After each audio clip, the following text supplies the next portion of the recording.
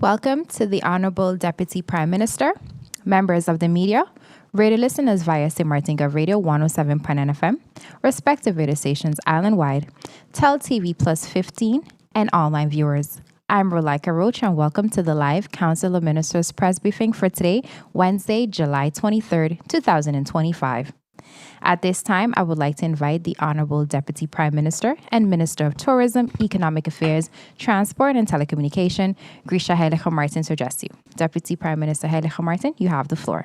Thank you, Rolika, and good morning to you. Good morning to the media. Good morning to those listening and viewing via all medium. And good morning. Today, I wish to inform the general public about two important reports regarding the issuance of public transportation licenses. The internal audit report by the SOAB, finalized in March of 2025, and the investigation report by the Integrity Chamber, finalized in April 2025. Now, you may be rightly asking, why is this only being addressed only now? The delay in publicly addressing these reports stems from a miscommunication or lack thereof in the office transmission of the SOAB report. So until the past week, I had only seen the draft version of the audit and was unaware that the final report has been completed and distributed internally in March. So my apologies for that.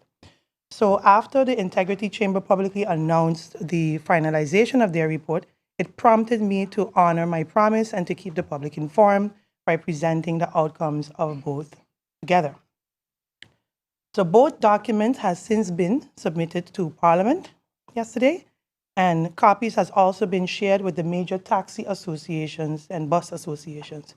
If any association believes they did not receive the report, I kindly ask that you can contact my cabinet directly, and we will ensure that this is provided to you immediately. We also found it important to share these reports not only with Parliament and the association, but of course also with the general public.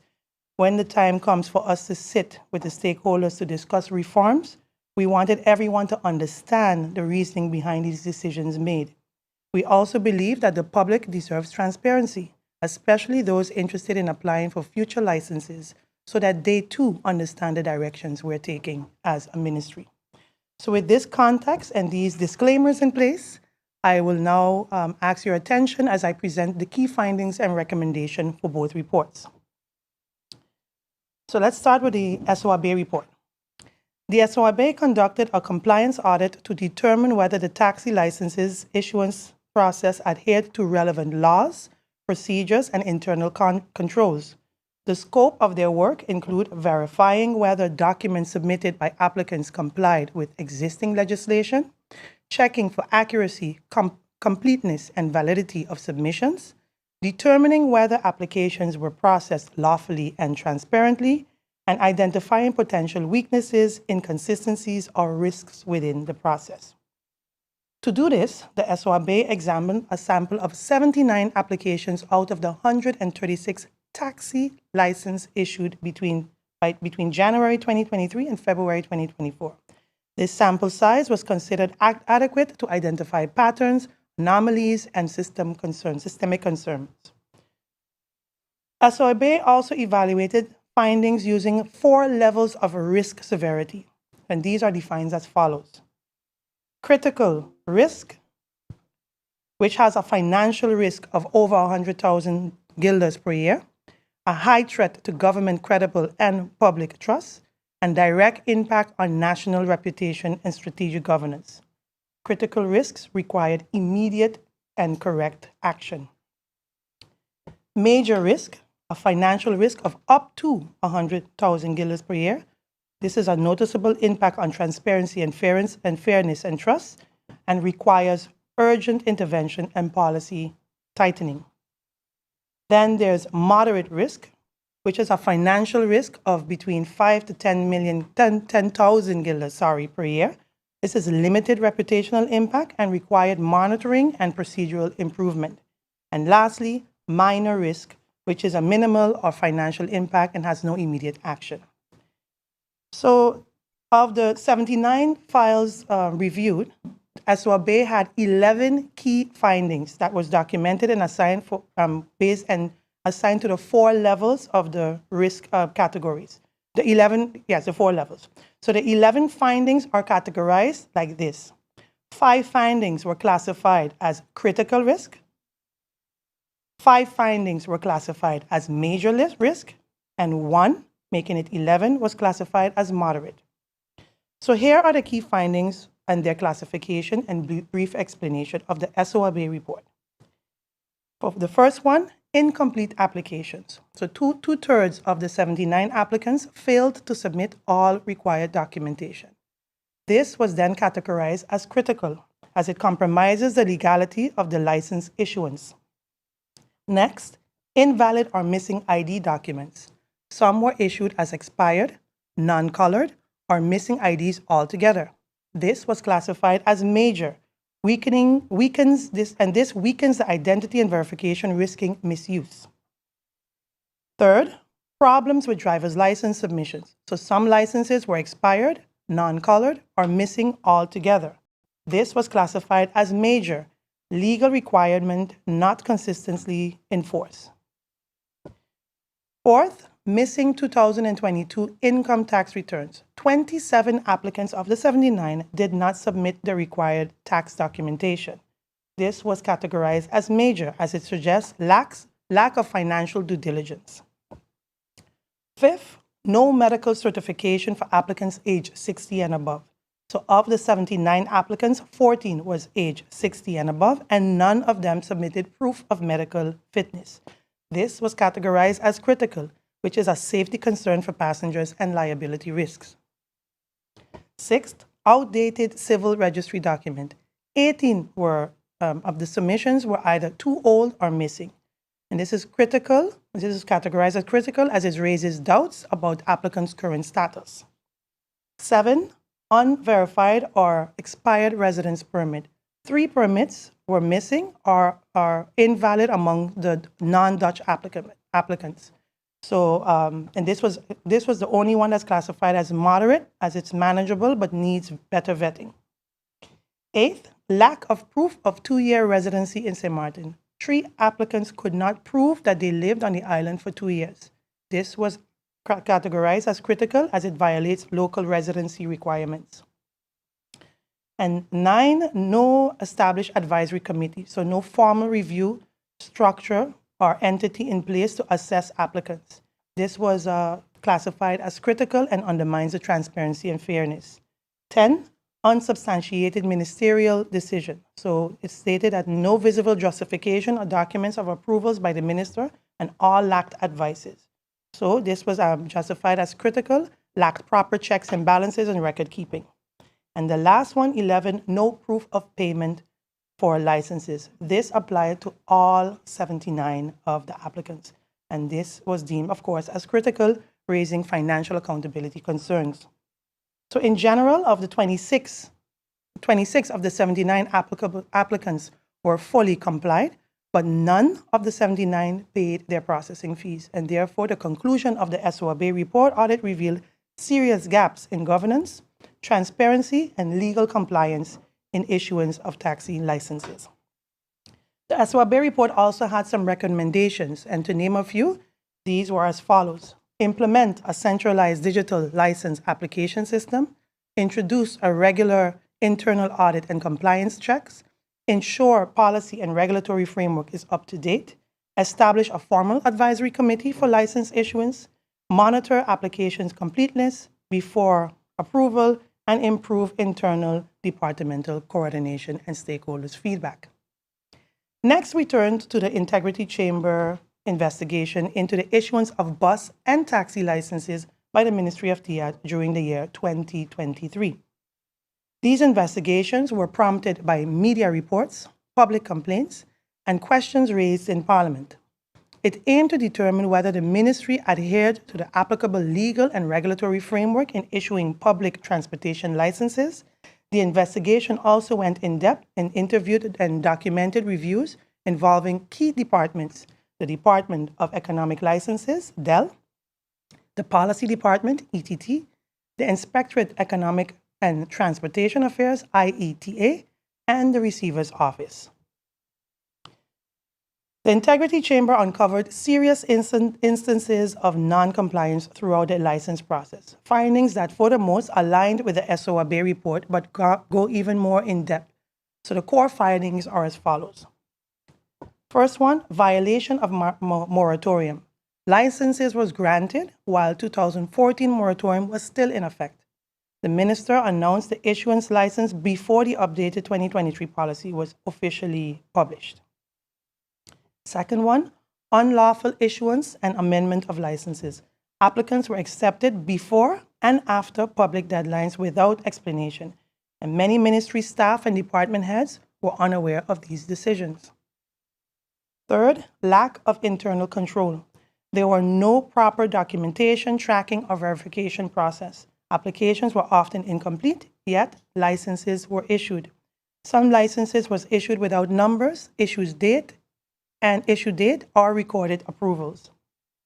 Fourth, bypassing established procedures. So members of the Ministry of the Cabinet submitted application and give instructions to staff bypassing standard protocol. Also, a single advisor who also acted as department head handled every step, eliminating checks and balances within the ministry. Fifth, absence of a legal advisory committee. The law requires public transportation committee to advise the license issuance, and this committee has not been in existence since 2009, and its task has not been legally reassigned, creating a gap in oversight. Political influence and timing. According to the report, the changes were made just months before the January 2024 election, raising concern of political motivation and vote buying. Here are the breaches identified in the investigation of the Integrity Chamber report. Non-compliance with both the 2014 and their own 2023 memorandum policy, disregard for the national ordinance and public transportation, issuing licenses with incomplete or inconsistent documentation, absence of justification or advisory notes for the ministry's decision, failure to revoke expired or unused licenses, and lack of transparency, process clarity, and digital centralized record keeping. The Integrity Chamber also gave us some recommendations, and here are some to name a few.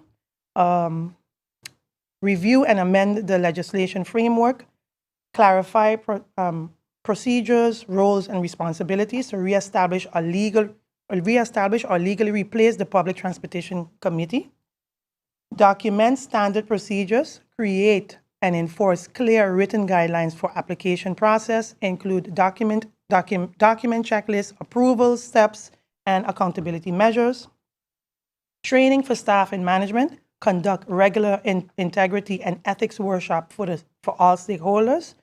And then also they're saying strengthen internal communication, improve collaboration between departments, and promote transparency. And they're also saying regulate ministerial discretion, so establish formal guidelines for how discretionary powers are used and ensure decisions are based on advice, data, and public interest, not political gain. And lastly, establish a digital licensing system to ensure a secure, verifiable, and tamper-proof process for applications and record keeping. The Integrity Chamber concluded that the then Ministry of TIAT did not comply with legal procedures in issuing public transportation licenses in 2023. The findings raises serious concerns about governance, political influence, and administrative integrity. So what's next? I'm sure many of you have questions, particularly about the legal implications of licenses issued during 2023. And while we're still reviewing the legal impact, one thing is clear. Based on the findings and the recommendations from both the SOA Bay report and the Integrity Chamber, the ministry will be moving forward with a comprehensive overhaul of the public transportation licensing process. Now that we are aware of what has transpired, we cannot unsee it, and it has our full and unwavering attention. So what are the immediate next steps? For starters, revocation of non-compliance licenses. Licenses that has not complied with existing regulation and the and the confirmation process are subject to revocation. So, however, consideration is being made to possibly exempt senior operations, particularly those between 60 and 65 and above, but the exact age threshold and the conditions for exemptions are still under review. Stakeholder engagement. Once the revised draft policy is finalized, the ministry will re-engage with key stakeholders, and including the Taxi and Bus Association, to present and review and discuss the proposed changes before officially implementing it. And lastly, once the draft amendments are finalized, approved, and agreed upon with stakeholders, the ministry will formally present the revised policy to Parliament. This step ensures public consideration, transparency, and broad understanding of the upcoming regulatory changes. Also, as part of the ministry's ongoing effort to strengthen transparency, accountability, and fairness in the licensing process, draft amendments are being finalized, and several critical reforms areas are under active review. So these include these areas. So these are the areas we have been focusing on. Issuance of licenses. So future measures will include stricter issuance and conditions and clear procedural guidance to prevent any licenses action before a policy is officially adopted. Public transportation. So the absence of this committee is a major compliance gap. So the ministry is considering either reinstating it or forming a new entity by creating an independent transportation authority with a mandate to oversee licenses, ensure transparency, and reduce political influence. A new application process is also being developed with a mandatory checklist, stronger internal compliance checks, comprehensive staff retraining, a digital tracking system for applications, a status and timeline, and mandatory training for the new and existing license. Digitization, internal, external. So the ministry aims to replace informal decision-making with a digital-driven model, incorporating a GIS mapping and route density assessment and commuter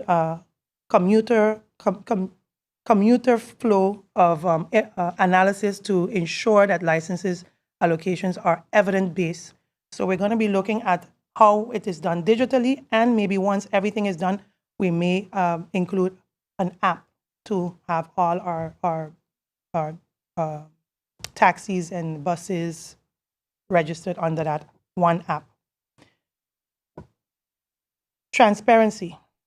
So while past ministers use discretion to address specific needs to our hardship cases, the absence of a codified criteria has led to inconsistencies. So the ministry is now working on a clear, documented conditions and safeguards, including independent reviews by the committee or authority to ensure transparency and accountability. And this will be done with a legal entity. Lastly, as you are also well aware, the Inspectorate of Economic and Transport Affairs has played a proactive role this year in restoring regulatory oversight. So in January 2022, the IETA reinstated the confirmation letter process, a key compliance mechanism to verify the legitimacy of permit holders, addressed issues between 2023 and 2022 of unauthorized drivers, expired assistant licenses, and misuse of plates, and rebuild an accurate operator database. So important is that as of today, we are on all forms of media. All passenger transportation operators must submit their confirmation letters to formally declare their permits. So we're giving you until August 8th, which is well past the 6 months. Why do I say that? Non-compliance may result in the permit being deemed dormant, as per Article 16, Paragraph G of the National Ordinance of the Passenger Transport. Permits unused for more than 6 months may be revoked permanently or temporarily. So currently we have still taxi operators that are still uncollected, 131 still uncollected from the taxis, and from the buses, 163. Those of you, you have until August 8th to come and pick up your confirmation letters and pay your road tax. The ministry will provide a public update on the total number of confirmation letters issued and how these figures compare to the number of registered taxi and bus licenses in our official registry at a later date. The ministry is now in the final stages of, close to the final stages of completing the draft policy amendment. Once finalized, as mentioned before, full stakeholder consultation will take place to ensure collaboration and buy-in before changes are enacted. As part of these reforms, mandatory training and certification is also being considered for all licenses. This training will cover public safety, customer service, traffic regulations, regulatory responsibilities under the framework. These reforms mark a critical turning point, not just for the ministry, but for the people we serve. We reaffirm our commitment to rebuilding trust, ensuring fairness, and transforming our public transportation system through a stronger policy, proper regulation and enforcement, and mandatory training, and true accountability. Our public transportation operators, for the most, are the first ambassadors of Visit Encounter. They represent the face of our tourism product and play a pivotal role in sustaining our economy. That is why we must raise the standards, implement a clear code of conduct, ensure every license holder understands the responsibility they carry, and with that, we stand with the people, and together we will create a system that reflects excellence, dignity, and pride for St. Martin. Thank you for your attention, and I look forward to the questions. Thank you, Deputy Prime Minister Helga Martin, for your opening remarks. If you've just joined us, you are watching the live Council of Ministers press briefing for today, Wednesday, July 23rd, 2025. We now move on to the question and answer session, and Bibi Hadshaw of SMN News, you have the floor. Thank you, Relaika. Good morning, colleagues. Good morning, Minister. Dealing with your topic at hand and the two reports. Minister, if I heard you correctly, in your presentation, you said a copy of the reports would be sent to Parliament, the associations, and the public. What about the prosecutor's office? If we are to hold people accountable for their actions, why leave out the prosecutor's office? My other part of the question is, a civil servant, the judge, jury, and executioner that you mentioned, I was told that person is suspended. I'd like to know, why was this person the only person actions was taken against? What about the others? First and foremost, Bibi, once you submit anything to Parliament, it's public.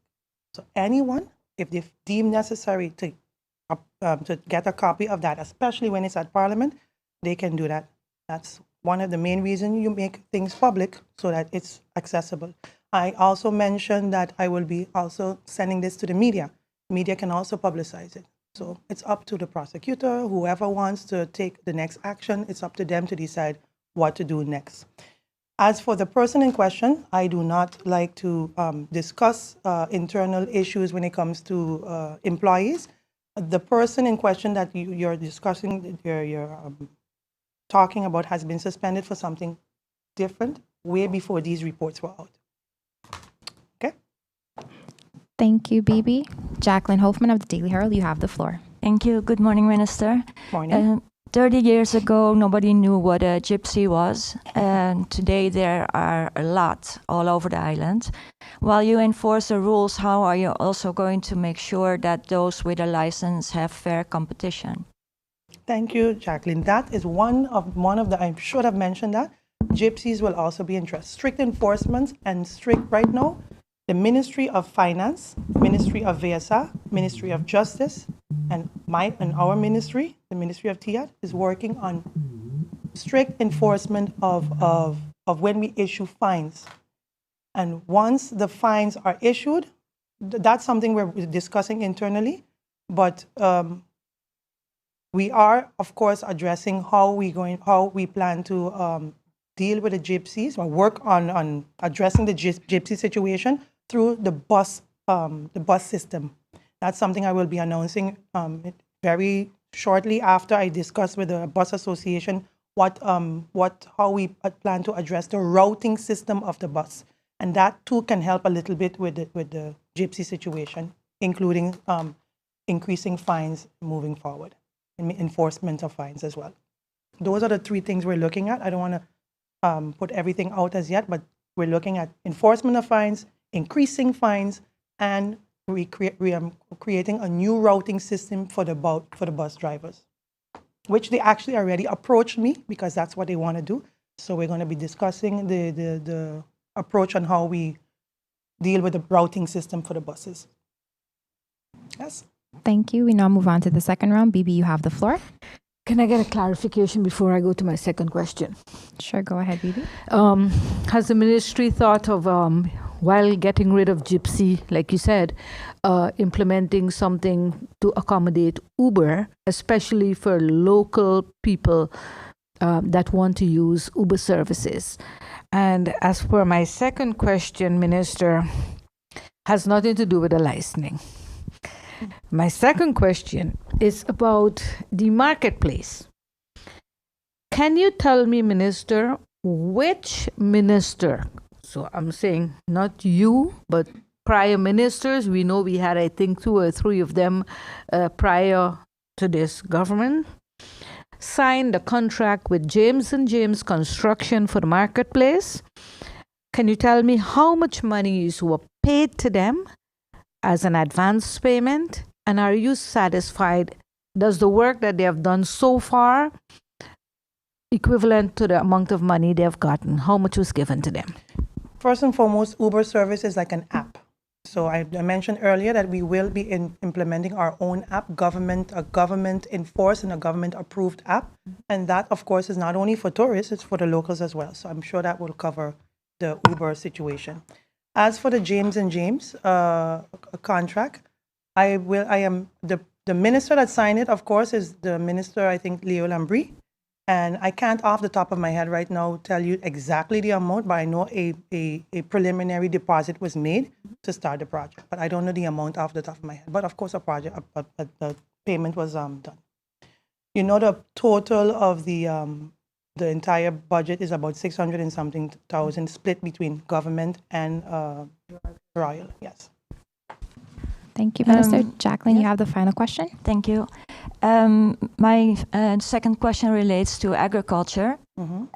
You have heralded this initiative, agriculture.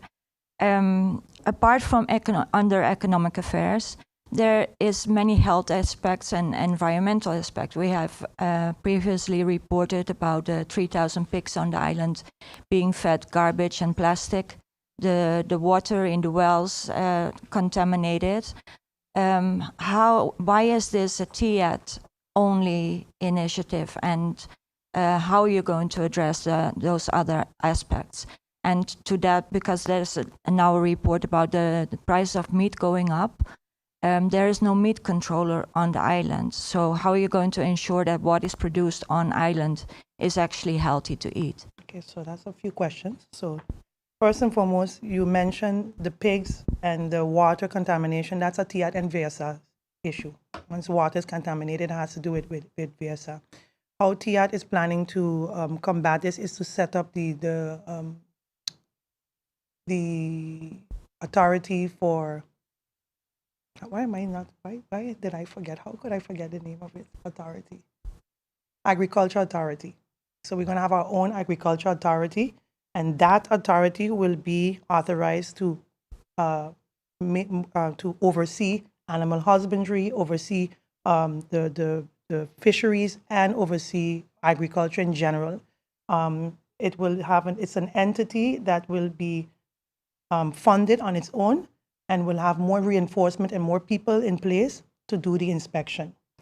And the last question, you had another question pertaining to something else other than the meat control, but it relates to LVV. The authority, that authority will take over LVV and everyone. That authority will be tasked to oversee exactly that meat is butchered correctly, and that the price control. That's one of the tasks of the entity.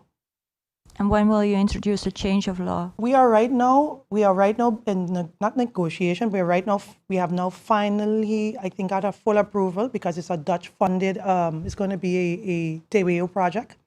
So of course you have to go through the administrative formalities to get the funding in. I think we already were pre-approved. And once that fund is in, we will start the process of because it has to be created by law, that authority. Okay. Yeah. Thank you. Thank you, Deputy Prime Minister Heilige Martin. Thank you, members of the media. Any further questions can be sent to the Minister's Cabinet in writing. Honorable Deputy Prime Minister, members of the media, radio listeners, and online viewers, this brings us to the end of the live Council of Ministers press briefing for today, Wednesday, July 23rd, 2025. For rebroadcast, tune into stmartingov.org, St. Martin Gov Radio 107.9 FM, Telem's Tel TV Plus Channel 15, the official Facebook page of the Government of St. Martin, and YouTube channel Government of St. Martin. For video on demand, log on to the Government of St. Martin's YouTube channel. On behalf of the Department of Communication and the Government of St. Martin, I'm Rolika Roach and wishing you a pleasant day further.